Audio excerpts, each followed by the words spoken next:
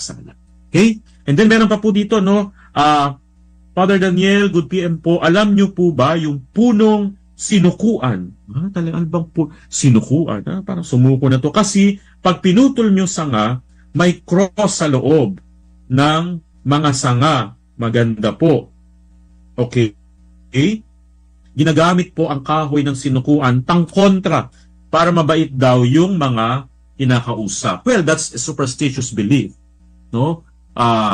Kung yan ay puno na may cross, no, po pwede halimbawa may cross siya, pwede mo siyang gawing sacramental kasi may cross siya. Pero do not ascribe anything doon sa puno na yan na kapag ito ginamit mo ay yung mga kakausap magiging mabait. That's a superstitious belief. No, yan ay mga paniniwala na wala naman na katotohanan o basihan, sapagkat yung puno na yan is, kumbaga, ordinarily and naturally, wala naman yung kakayahan na tumulong sa tao para yung kinakausap mo ay maging mabait sa iyo. When you ascribe something to that specific object na hindi naman talaga niya capacity, yun ay superstitious belief, no? Parang yung katulad ng mga prutas, no? Pag New Year, kailangan maghanda daw ng 12, 13 prutas. Para ano? Para guminhawa ka, para maging mas maginhawa ang buhay, mas maging masagana ang buhay. That's a superstitious belief. You ascribe something na hindi naman talaga capacity ng mga prutas na yun. Pagkat yung prutas, walang capacity yan na maging masagana ka, no? So yun din. When you ascribe something to that punong kahoy para daw maging mabait yung mga kinakausap mo, that is superstitious belief. And that is sin against the first commandment of God. Nakaka-apekto ito ng ating tiwala sa Diyos, no? So yun po yan. Okay? And then, good afternoon po. Dinadasal ko po ang prayer to take authority at deliverance prayer. Okay lang po ba ito? Pangalawa po ay okay lang din po bang isuot ang crucifix na hindi pa na-bless ng pari? Yung unang-una ay okay lang po na dasalin yung prayer to take authority and deliverance prayers, but see to it na when you pray the deliverance prayers, you have spiritual authority over doon sa pwedeng lugar na dinadasalan mo nito, no, or yung tao, no. But kung wala naman, wala kang authority, no, you can use the prayers of supplication. Oh. So yun po yun. And then, kung okay ba yung crucifix na sinusuot na hindi pa nabibless, it is advisable when you use sacramentals. When you say sacramentals, yung mga rosaries, crucifix, yung mga santo, mga ganyan, when you use them as a object of devotion, kailangan is ipapabless muna natin bago natin gagamitin, no? Bago natin gagamitin. Yun po yun. Kasi, especially nasa spiritual warfare tayo, no? Kung sinusuot mo yan, lalo na kapag may kaaway na demonyo, nagsusuot ka naman, gumagamit ka ng hindi nabibless, pagtatawanan ka lang yun. So, kaya kailangan, see to it na whatever you use as an object or token of devotion, kailangan ay nabibless. Para din yan sa bahay, di ba? Minsan may mga Katoliko na gumagamit ng insenso sa kanilang bahay, bibili ng insenso sa palengke o kaya sa mga religious bookstore o religious store. Pag uwi sa bahay, magpapabaga ng uling, tapos mag-iinsa-insenso sa bahay nila. Ang tanong, nablessan po ba yung insenso na ginamit ninyo? Ay, hindi po, Father. Basta binili ko lang po ito. Hindi lalayas ang demonyo dyan. Pagtatawanan ka ng demonyo kasi gumagamit ka ng mga bagay-bagay sa spiritual warfare na hindi naman na-bless. No? Kaya kailangan ay ipapabless. Hindi demonyo ang lalayas kung hindi lamok. No? Kung hindi lamok. Lamok ang aalis dyan. No? So, yon. And then, Father Daniel, paano po nagkakaroon ng authority over the places, things, or person para po magkabisa ang prayer? Of course, number one, pag sinabi natin spiritual authority, number one, halimbawa sa person, kapag ang magulang sa anak, no, ang mga parents, you have spiritual authority over your children. Kaya you can pray over your children. Kasi kayo ang magulang, kayong pinagkatiwalaan ng Diyos na tumayong magulang sa inyong mga anak. So you have spiritual authority. So, ganun din po ang parish priest. You have may spiritual authority ang parish priest sa kanyang mga parishioners. And then, kung ikaw ay leader ng isang organization, ng isang samahan, no? Because you are the leader, you have authority over your members. If you are a teacher, you also have authority over your students. So you can pray over them kasi you are the second parents, no, in loco parentis, no, ng mga bata. So yun, sa tao ganun, kapag ikaw ay pinagkatiwalaan ng obligasyon ng mga laga sa mga tao na yan, you have spiritual authority. And then sa things, sa mga bagay-bagay, sa mga bagay-bagay na pag-aari mo, you have authority over them because yun ay property mo. Sa lugar, sa bahay mo, since ikaw ang may-ari nung bahay mo, so you have spiritual authority over the place. Kung ikaw ay basta ang may-ari ka ng lugar na ito or ikaw ang head sa lugar na yan, so you have spiritual authority over them. Pero kung hindi naman ikaw ang may-ari nun, halimbawa, bahay ng kaibigan mo, bahay ng kakilala mo, bahay ng kung sino-sino, you do not have any spiritual authority over that place. So therefore, dalawang klase ng prayers ang pwedeng gamitin. So number 1, meron tayong tinatawag na imperative, yung prayer of command in terms of sa deliverance prayers kasi meron tayong command prayer, no? Meron tayo ito ibig sabihin niyan directly you command the spirit, no, in the name of Jesus because you have spiritual authority.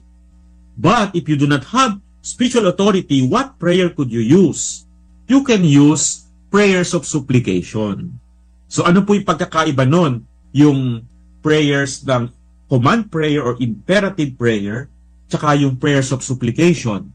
So ang imperative prayer, you directly command the spirit, in the name of Jesus Christ, I command you, no, get out from this place, no? Yun, directly kinocommand mo yung spirit in the name of Jesus. Because you have spiritual authority. But if you do not have spiritual authority, you can use prayers of supplication. That means you directly call God, no, in prayer so that God will deal with that spirit. For example, dear Lord Jesus Christ, we ask you to liberate this place from any kind of demonic bondage from the Lord Jesus Christ. No, you ask the Lord Jesus Christ, not directly commanding the spirit kasi wala kang spiritual authority. Whereas kapag meron kang spiritual authority, you can command the spirit. No, in the name of Jesus, I command you. Pero kapag wala, you ask the Lord Jesus Christ to do the expulsion of the spirit. So, yun po yun. Okay? So, yan.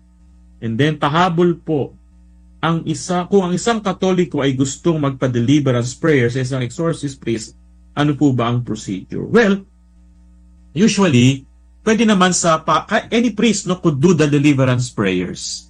No? Kasi yung deliverance prayers, considered siya as minor exorcism. Ang pagkakaiba lamang po ng parish priest at exorcist priest, the exorcist can use the Roman ritual, the rite of exorcism, especially for the possessed. But any parish priest could do the deliverance prayers, no?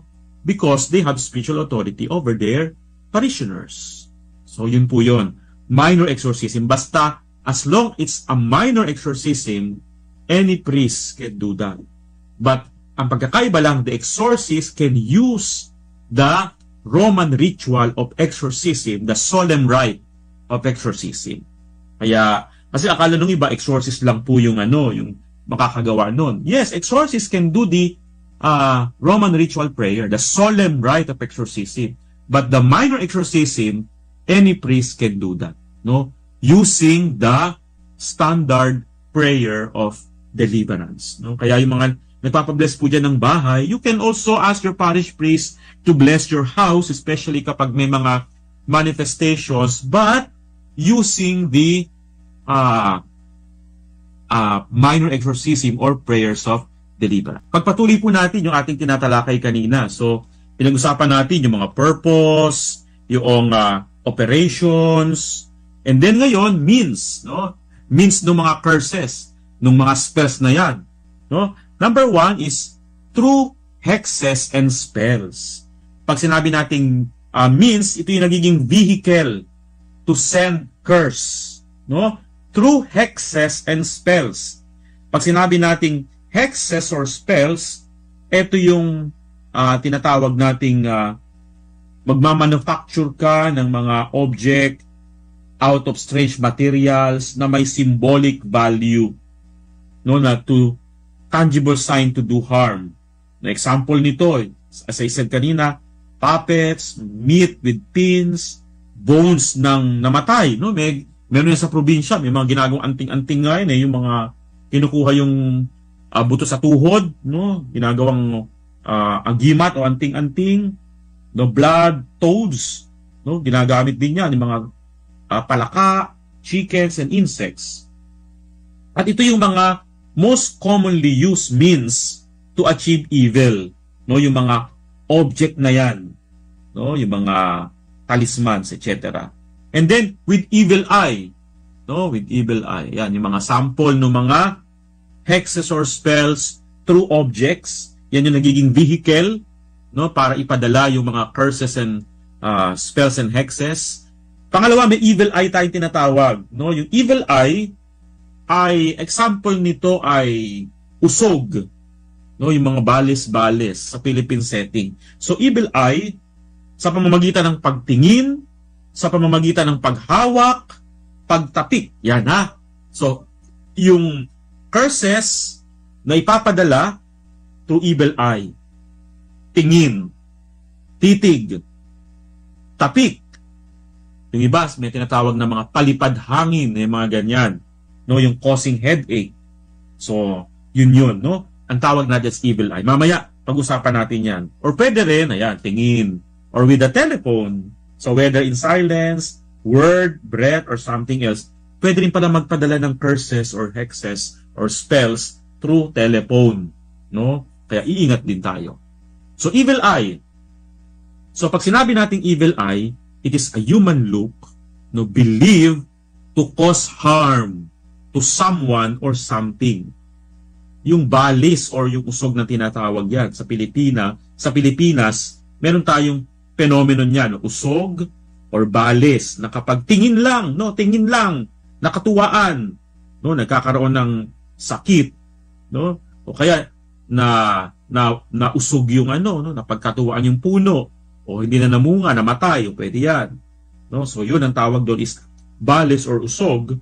No, for example, yung buntis, naglilihi, ang sinasabi, no, meron din gutom, etc.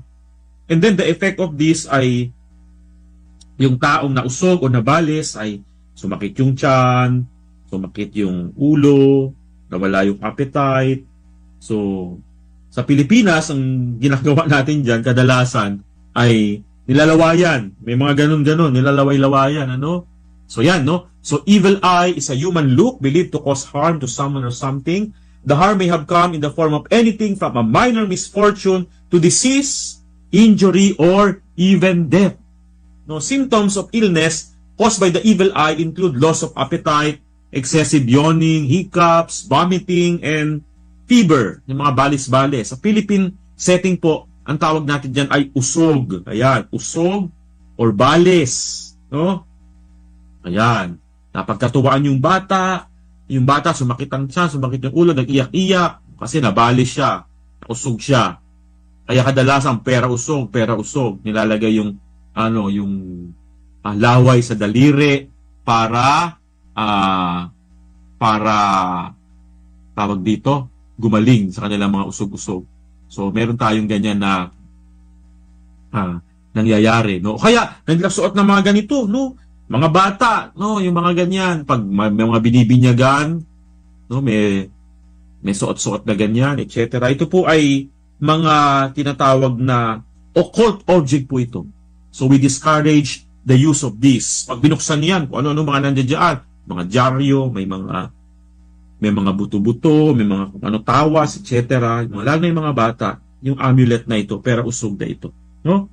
You know, to counteract the effect of the evil eye and usog, no, in a person, ay usually ay kailangan ng prayers, no, deliverance prayers, and also yung use of mga sacramentals. So instead of using yung mga red na object na yung sinusuot ng mga bata, use Saint Benedict's medal instead. No, because the Saint Benedict's medal is a medal with exorcism prayer.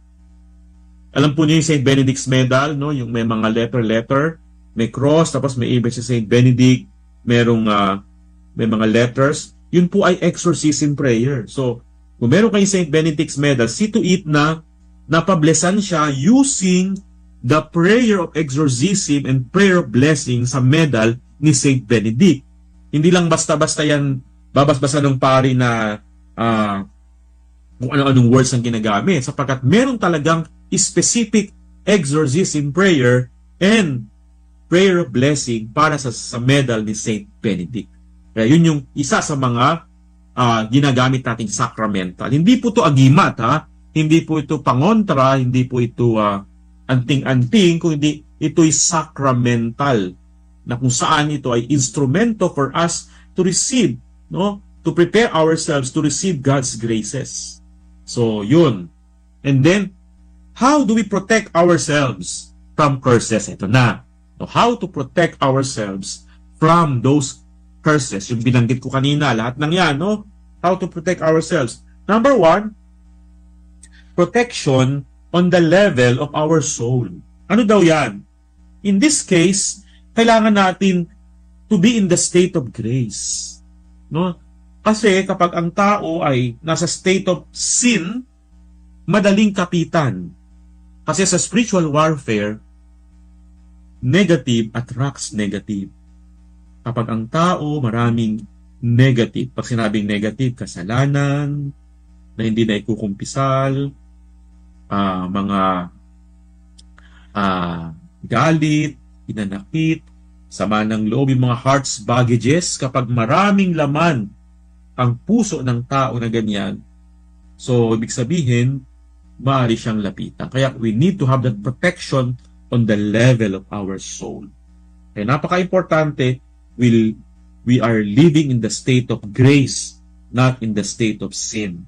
Kapag tayo nagkakasala, so ibig sabihin, tayo ay nasa state of sin. That is why we need to be restored to be in the state of grace sa pamamagitan ng sakramento ng kumpisal. No, napaka-importante po mga kapanalig ang sakramento ng kumpisal. No, because confession is more powerful than exorcism. Tandaan po niya na confession is more powerful than exorcism. Kung sa exorcism, binubugaw niya yung demonyo, sa confession, tinatanggal niya yung kinakapitan ng demonyo. Kung wala nakakapitan ng demonyo, hindi siya makakakapit sa tao. Kung exorcism lang, bubugawin lang niya ang demonyo, pero kung nandiyan pa rin sa iyo kinakapitan niya, babalik at babalik lang sila. Para daw yan na halimbawa sa isang lamesa, merong maruming bagay. Kapag merong maruming bagay at nangangamoy, ano nangyayari? Dadapo sa kanya ang langaw. O ikaw naman, ang gagawin mo, bubugawin mo yung langaw. O umalis yung langaw. Pagkaalis ng langaw, makalipas ang ilang sandali, babalik ulit siya. Bubugawin mo ulit. Aalis siya. And then babalik ulit. Bubugawin mo ulit. Parang ganito yan, ano? Yung exorcism, tutulungan tayong bugawin yung langaw na kumakapit dun sa lugar na yan. But, the sacrament of confession, lilinisin niya yung binabalik-balikan ng langaw. Para wala na siyang babalik-balikan. Kaya magkatuwang yung dalawang yan, no? Confession and exorcism. But confession is more powerful than exorcism. Kaya, ang confession, isang pamamaraan to protect ourselves on the level of the soul. Yan po yan mga kapanalig. Protection on the level of the soul. And then second is protection on the level of the mind and the will. Ito naman yung pamumuhay natin ng tinatawag nating living a life ng mga virtues, yung prudence, temperance, lahat ng yan, living a virtuous life. No, theological virtues yan, yung faith, hope, love, nangunguna sa puso natin yan. Mahalaga yan, no? No, they are being fortified by the actual grace na natatanggap natin sa mga sakramento. Kaya, yung protection natin will be on the level of the soul, and the level of the mind, and the level of the will. O, yan. Treating demonic oppression and obsession. Pag-usapan muna natin, no, paano ba ang isang tao ay nahuhulog, no, nagiging biktima, no, ng kaaway, ng demonyo? Paano ba siya nahuhulog? Then, una ay, alam naman po natin, ang ordinaryong activity ng demonyo ay tukso. And then, pag sinabi natin extraordinary activity, meron tayong tinatawag na possession, yung pagsanib, na kung saan ang demonyo sumasapi sa katawan ng tao. Ito yung pangalawa, yung patatalakayin natin, yung demonic obsession o pambubuyo, na kung saan ang demonyo ay inaatake niya yung isip ng tao, na kung saan ginagambala niya yung pag-iisip ng tao, maraming mga pumapasok sa kaisipan ng tao. And then pangatlo, yung tinatawag nating demonic oppression or paniniil. O pwedeng physical, o pwedeng sa mga ugnayan, o pwedeng sa aspetong pinansyal, no, ikabubuhay, maging sa kaligayahan, kagalakan sa buhay. At meron tayong tinatawag na infestation o pamumugad, o pwedeng sa bahay, sa lugar, sa hayop o sa mga bagay. At kanina nga, sabi natin, no, paano bang isang tao nahuhulog sa kamay ng demonyo? Of course, tandaan po natin, walang nangyayari na walang pahintulot ang Diyos. Alam po natin yan, no? Base sa karanasan ng mga santo at mga banal, maging sa mga tauhan sa Biblia, no, kay Job, siya ay na-oppress ng demonyo, pero with God's permission. So, yun yung ating panghahawakan. Pangalawa, ito, kapag merong presensya ng tinatawag nating moral and spiritual opening sa buhay ng tao, o pwede yan yung pamumuhay ng makasalanan, yung sinful lifestyle, o pwede rin na ang tao ay merong involvement sa occult or sa mga New Age practices. Kasama na din dyan kung meron ka mga ancestors na nagpa-practice o kabilang sa mga occult people and occult persons, occult groups.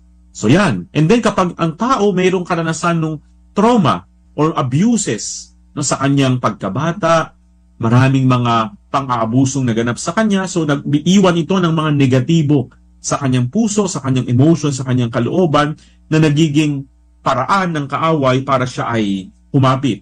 And then kapag ang tao maraming mga hindi pagpapatawad sa kanyang puso, no, unforgiveness, because yan yung tinatawag nating backdoor ng demonyo, ng kaaway, no, sa buhay ng tao. And now, paano nga ba natin i-handle itong mga kaso natin ng demonic obsession and oppression? Pag sinabing obsession, pambubuyo, ginagambala ang isip, and then oppression ay merong physical na pag-atake ang kaaway. So demonic obsession, pag sinabi natin obsession, ito yung intense, sudden, persistent, ongoing, and uncontrollable attack on the mind of the person. Parang hindi ka makawala, may gumagambala sa iyong isip. No? May mga random and obsessive thoughts that, though often absurd, are so intense that the victim is unable to free himself. Parang hindi ka makawala. No? Parang kang nakakulong. No? May mga taong ganyan, parang kinukulong yung kanilang isip ng demonyo. No? Hostage. No? To the devil, ang tawag natin dyan. May mga visual and auditory hallucinations, may nakikita, may nadidinig, nararanasan niya na hindi naman nakikita at hindi naman nadidinig ng iba. At according to Father Francesco Bamonte, siya po isang exorcist ng Diocese of Rome. No, sabi niya, characteristics niyang obsession is thoughts and impulses that urge people to harm others, manakit. No, yung kaisipan na manakit ng kapwa. O kaya, make people think that only a pact with Satan can get them out of their troubles or bring them success. Yung pagkakaroon ng ugnayan, pagkakaroon ng tinatawag nating kasunduan no, sa kaaway ay magbibigay sa kanila ng tagumpay sa kanilang buhay, kayamanan, at makapagpapalaya sa kanila sa anumang kanilang dinadanas sa buhay. You know, they are thinking of that. And then, thoughts to profane the Eucharist. May mga taong ganyan, no? Yung pambabastos sa Eucharistia. And then, ito rin, no, bahagi ng demonic obsession, ginulo ng demonyo ang isip ng tao, and in the end, nag-commit ng suicide, nagpakamatay. Kasi parang may bumubulong, no? Magpakamatay ka, kitilin mo ang iyong buhay. So gawa yan ng kaaway. And then also, ay ginagambala din ang pagtulog ng tao. May mga panaginip, may mga bangungot na nagiging dahilan bakit hindi nagkakaroon ng maayos na tulog ang tao, nagbibigay ng takot, nagbibigay ng pangamba sa kanyang buhay. No?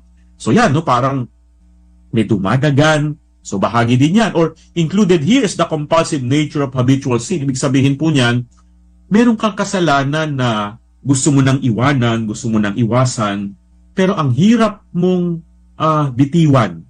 No? Gusto mo nang makalaya sa kasalanan na ito, pero napakahirap.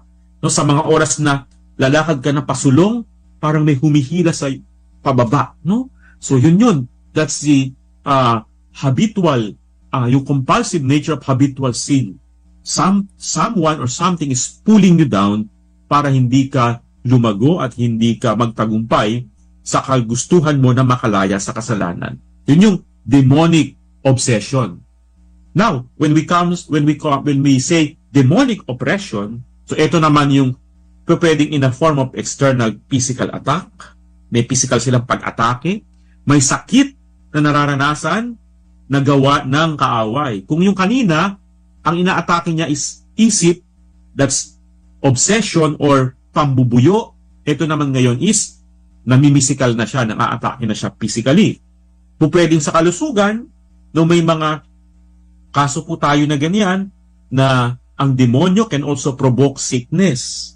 May mga tao na marami ng mga doktor ang pinuntahan, nagpa-laboratory examinations, nagpa-ultrasound, nagpa-MRI, magagaling na doktor na ang mga pinuntahan, pero unti-unting nagde-deteriorate yung kanilang kalusugan. Hindi ma-detect o hindi ma-identify ng doktor kung ano ba talaga ang kanilang karamdaman.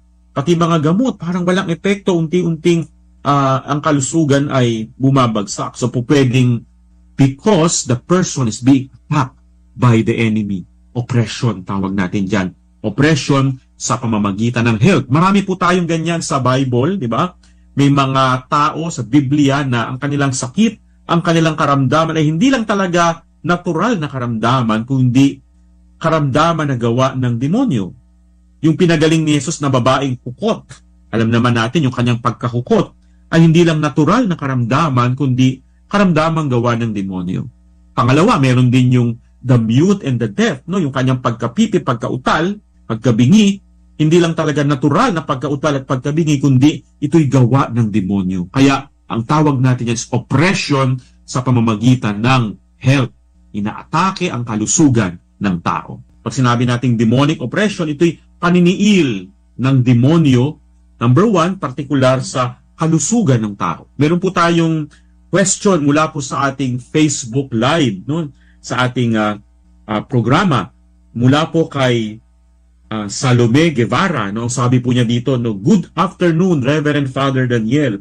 Ask ko po, totoo po ba yung tinatawag nila na galaw tao, na kahit po ipagamot ay di gumagaling?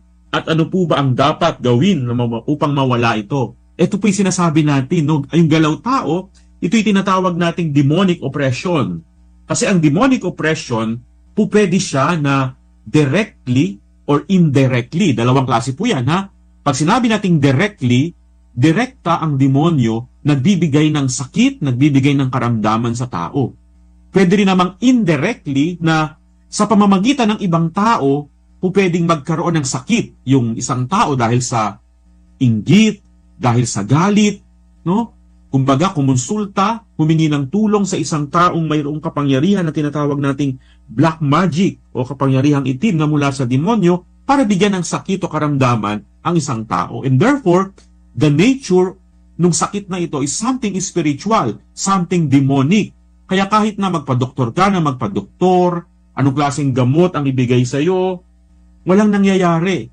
No, nagiging ineffective yung mga medicine kasi ang iyong sakit ay pwedeng gawa ng demonyo through galaw tao. So ibig sabihin, kailangan mong gamitin dyan na means para ikaw ay gumaling, para ikaw ay lumaya ay yung tinatawag nating mga spiritual means. No, mamaya, pag-uusapan natin ano ba yung mga spiritual means para tayo gumaling mula sa demonic obsession and demonic oppression. Kaya, ang sagot po natin dyan, kaya Salome Guevara, totoo po na may galaw tao. Yan po ay gawa ng demonyo, gawa ng kaaway. It is something spiritual, no? Kaya, kailangan ang ating mga gagamiting means ay something spiritual din para malabanan at para gumaling yung taong nakaka-experience ng demonic oppression through health or yung mga galaw tao na yan. Okay? So tayo po'y magpapatuloy. Pangalawa, na pwede rin nilang gambalain sa tao yung tinatawag nating relationships, ugnayan. No, ibig sabihin, ang demonyo po pwede rin siyang mag-cause ng pagkasira, no?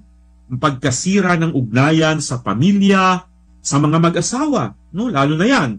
Lalo na ngayon, no? Ang gusto ng demonyo, sirain ang pamilya, no? Sirain ang sa pamamagitan ng pagsira sa ugnayan ng mag-asawa. Kaya gagawin ng demonyong lahat para masira ang pamilya. Kaya napaka-importante na pangalagaan ang sakramento ng kasal. Sapagkat kapag nawasak o nasira no, itong sakramento na ito, mawawasak din at masisira ang pamilya. So yun, destroys marriages, and then breaks up engagement, foster fights in the families, mga away-away sa pamilya, magkakapamilya, nag-away-away, wala namang mga natural na kadahilanan, bigla-bigla na lang mag-aaway sa pamilya, mga magkakapatid, away-away, magpipinsan, mag-away-away.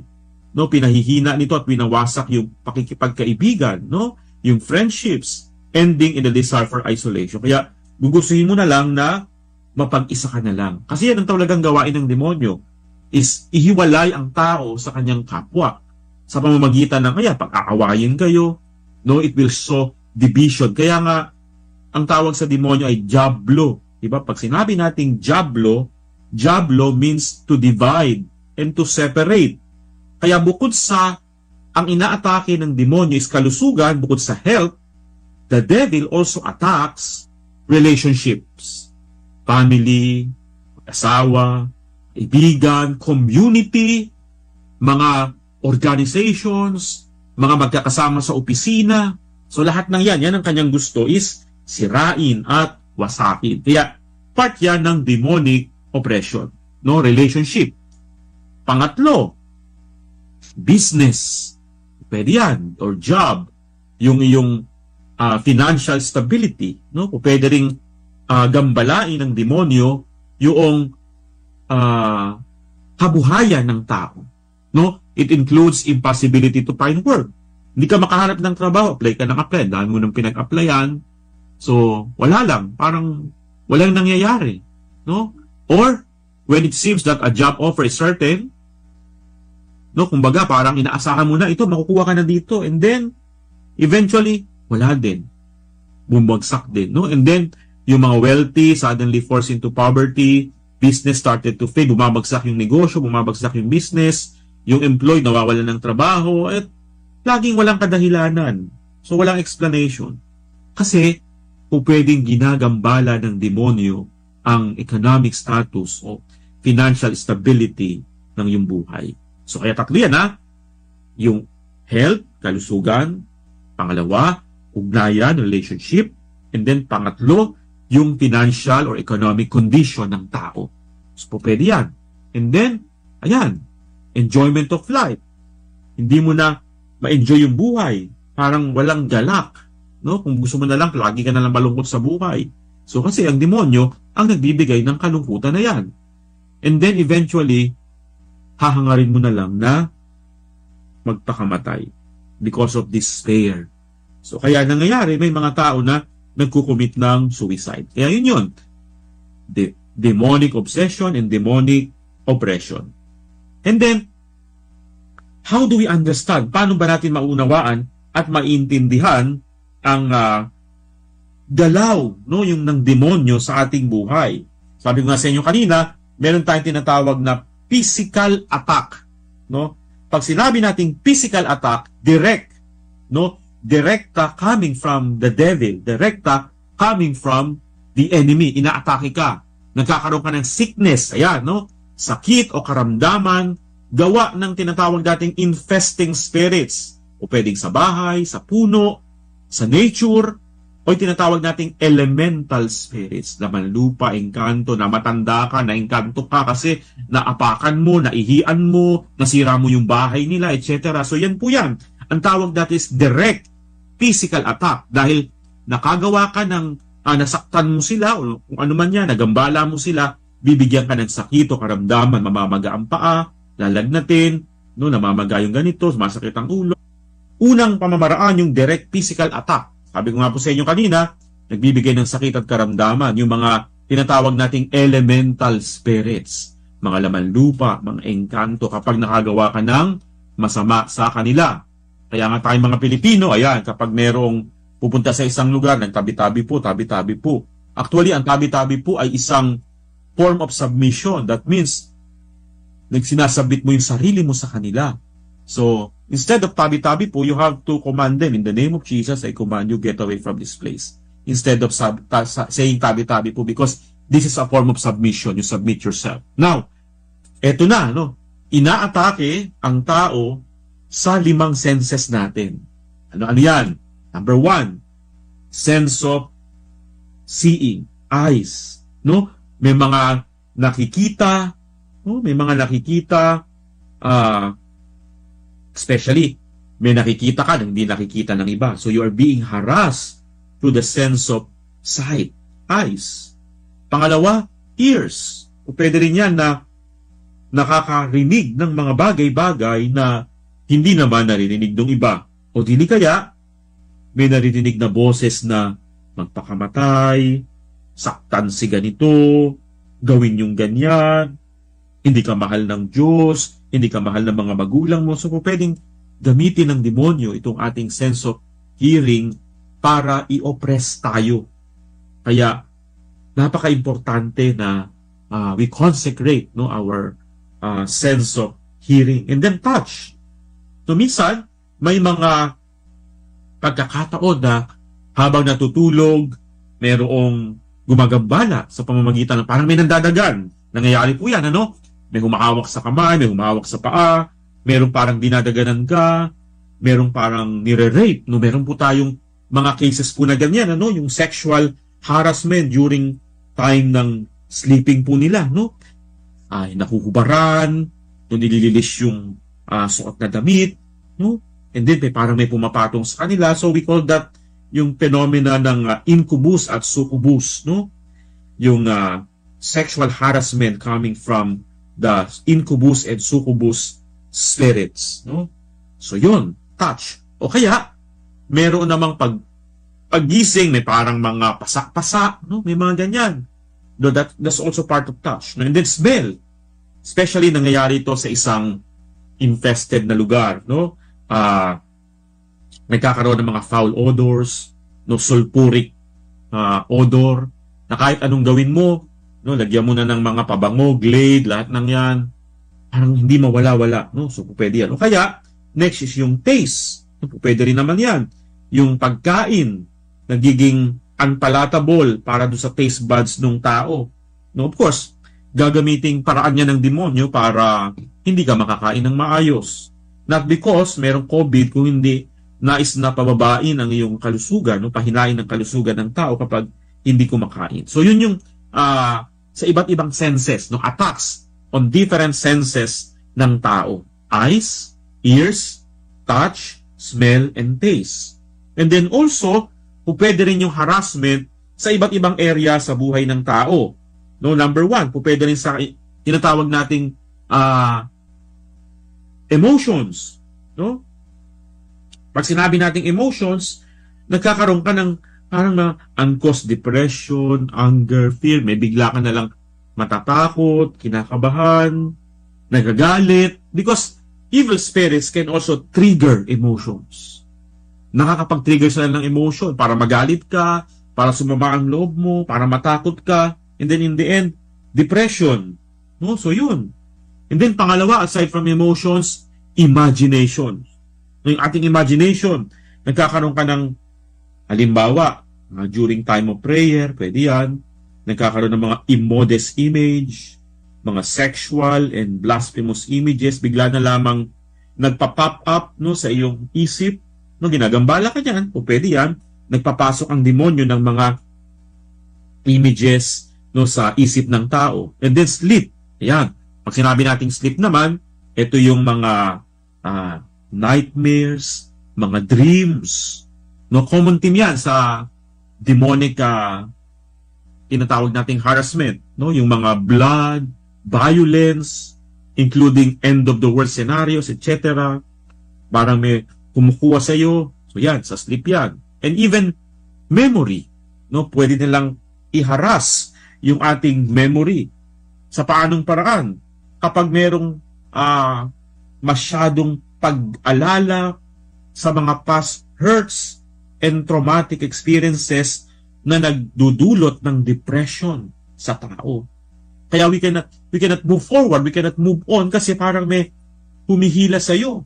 Gusto mo nang makalaya, gusto mo nang makawala sa mga mapapait na karanasan na ito, sa mga alaala ng mga lumipas na mga negatibo. Ang kaaway is pilit na ibinabalik sa iyong kaisipan, ibinabalik sa iyong memorya, no? Yung mga negatibong mga bagay-bagay na ito.